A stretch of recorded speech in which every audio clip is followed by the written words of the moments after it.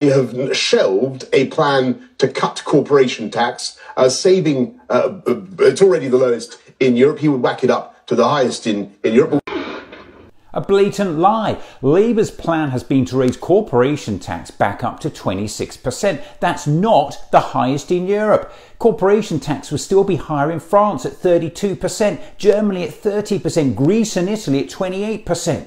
Johnson knew that when he deliberately chose to mislead the public. There's only one reason why we're having this election. That is that we have a deadlocked parliament that will not deliver Brexit. Seriously?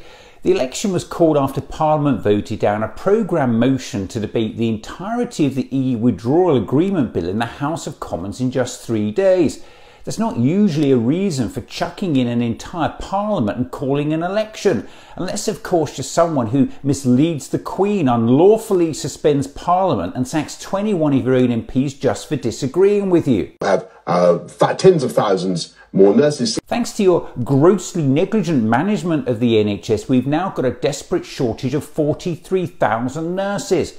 You even scrapped their bursary, putting them £50,000 in debt, and now want to whack up a health tax on EU nurses coming here to work.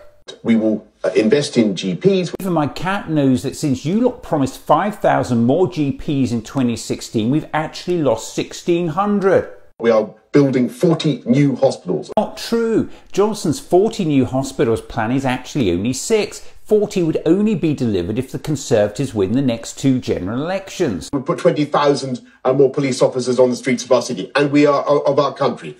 Your party backs the police so much you've cut 21,000 of them, closed 600 police stations, slashed police budget, stretched resources to breaking point, told them to work harder and then accused them of crying wolf when crime soared. We are uplifting funding for education across the country. More than 80% of schools will have less funding per pupil in real terms next year than they did in 2015. We literally cannot believe a word you say.